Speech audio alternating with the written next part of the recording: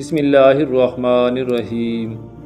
شروع اللہ پاک کے بابرکت نام سے جو بڑا مہربان ہے، رحم کرنے والا ہے۔ طلبہ وائس آفیشیل کے ناظرین، السلام علیکم ورحمۃ اللہ وبرکاتہ۔ صحرائے عرب کے وہ قدیم باشندے جنہوں نے سبا نامی جنت نظیر وادی کو آباد کیا تھا، قوم سبا جنہیں اللہ تعالیٰ نے بے شمار نعمتوں سے نوازا تھا، انہوں نے ایسا کیا جرم کیا تھا کہ ایک ادنا سے چوہے نے پوری بستی کو تباہ و برباد کر دیا۔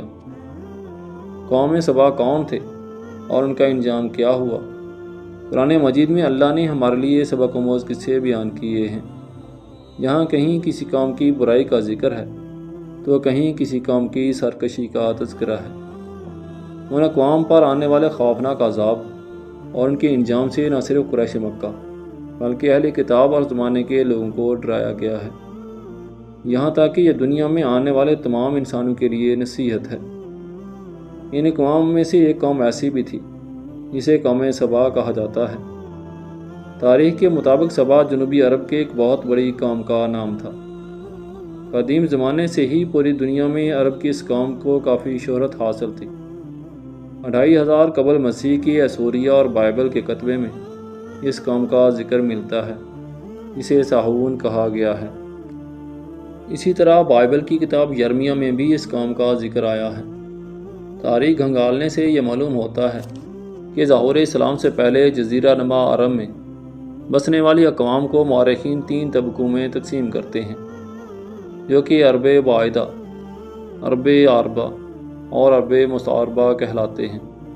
بہرحال قوم سبا کا تعلق عربوں کے دوسرے طبقے یعنی عرب عربہ سے تھا۔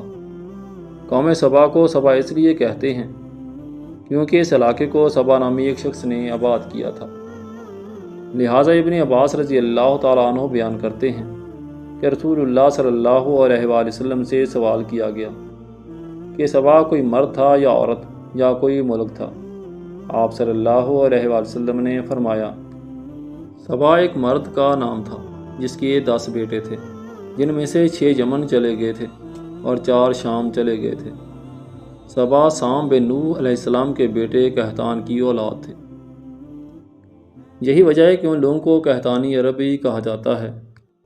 سبا کا اصل نام عبد شمس تھا۔ اہل تاریخ نے یہ بھی لکھا ہے کہ عبد شمس نے اپنے زمانے میں آخری نبی کی بشارت سنائی تھی اور وہ ایک نیک انسان تھا۔ سبا جنوبی عرب کے تمام قبائل کا جد امجد تھا۔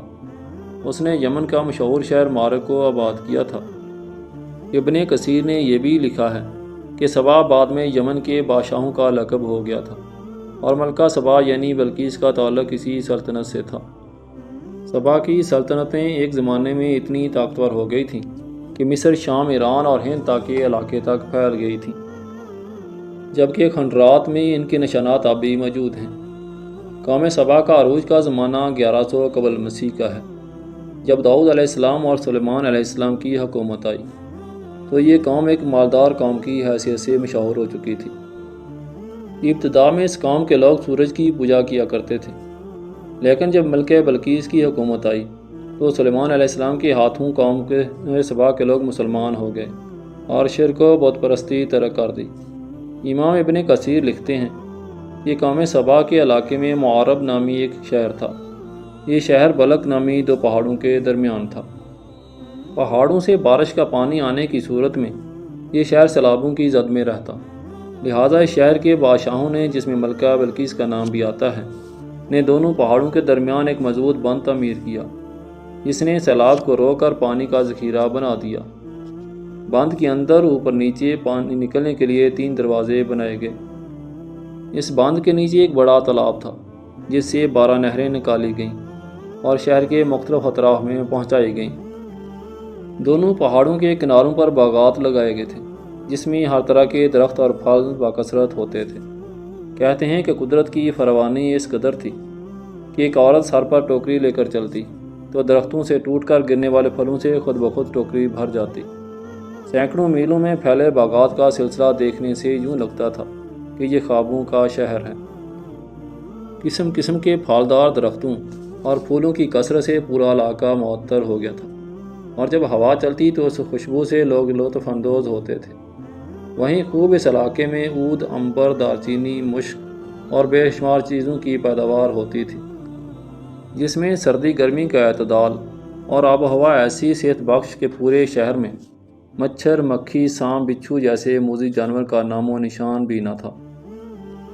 کہتے ہیں کہ ملکہ بلقیس سے سلیمان علیہ السلام کا رشتہ ہو جانے کے بعد قوم سبا ایک لمبے عرصے تک توحید پر گامزن رہی، مگر بعد میں انہوں نے بغاوت اور سرکشی شروع کر دی۔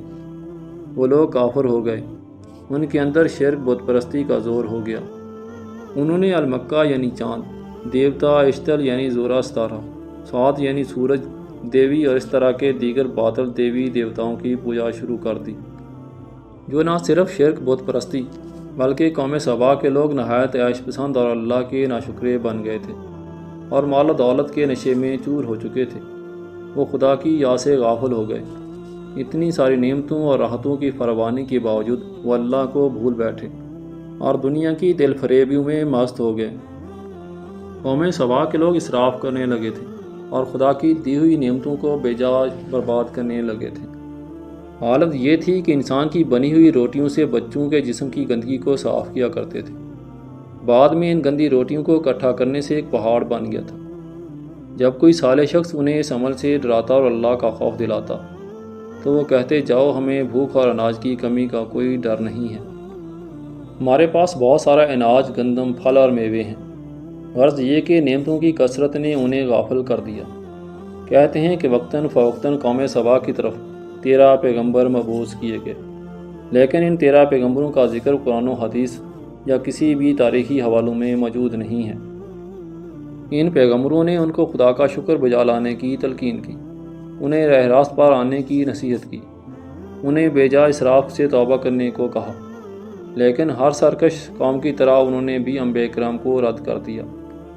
اللہ نے انہیں سنبھلنے کی کافی مہلت دی، لیکن وہ کفر پر قائم رہے، لہٰذا اللہ نے ان کی گرفت کرنے کا فیصلہ کیا۔ قوم سبا کے جرم کی پاداش میں ان پر اندھے ششوندرے کو مسلط کر دیا۔ ان صحرائی چوہے اور ششوندروں نے ان کے عظیم معارب ڈیم کا رخ کیا اور بند کو نیچے سے کھودنا شروع کر دیا اور بند میں سوراخ کرتے چلے گئے۔ چوہوں نے بند کے نیچے جگہ جگہ چھوٹے بڑے سوراخ کر دیے، لہذا جب پانی کا ریلا آیا تو انہیں چوہے کے ذریعے بنائے گئے سوراخوں سے نکلنے کا موقع مل گیا، جس سے باندھ ٹوٹ گیا اور پانی پوری بستی میں پھیل گیا۔ قوم سبا کے تمام کھیت اور باغات پانی میں غرق ہو گئے۔ پانی کے ریلے میں قوم سبا کا مال و اسباب اور مویشی سب بہتے چلے گئے۔ اہل سبا کے سجے سجائے محلات اور مکانات ویران ہو گئے۔ قوم سبا کے لوگ پانی میں غرق ہو کر ہلاک ہو گئے۔ مورخین لکھتے ہیں کہ سبا کے کچھ لوگ بھاگ کر عرب کے وسط میں یثرب چلے گئے، جنہوں نے بعد میں مدینہ شہر کو آباد کیا۔ ان کا جد امجد عمر بن عامر نامی شخص تھا۔ نعمتوں کی کثرت نے قوم سبا کو شکر بجا لانے کی بجائے سرمست اور خدا کی یاد سے غافل کر دیا تھا، جس کے نتیجے میں انہیں تباہ و برباد کر ڈالا گیا۔ یہ سزا ان کے اپنے ہی اعمال کا بدلہ تھا جو انہوں نے کیے تھے۔ اس طرح اللہ کے غضب نے انہیں انتہائی عروج سے گرا کر گڑھے میں پھینک دیا، جہاں سے ہر کوئی مغلوب قوم کبھی کھڑی نہیں ہو سکتی۔ محترم ناظرین، امید ہے آپ کو ہماری آج کی ویڈیو پسند آئی ہوگی۔ ویڈیو کو لائک اور شیئر کر دیں۔ اگر آپ چینل پر نیو ہیں تو چینل کو سبسکرائب کر دیں اور ساتھ لگے بیل آئیکن کو پریس کر دیں تاکہ چینل پر مزید نئی آنے والی ویڈیو کا نوٹیفیکیشن آپ کو مل سکے۔ جزاک اللہ۔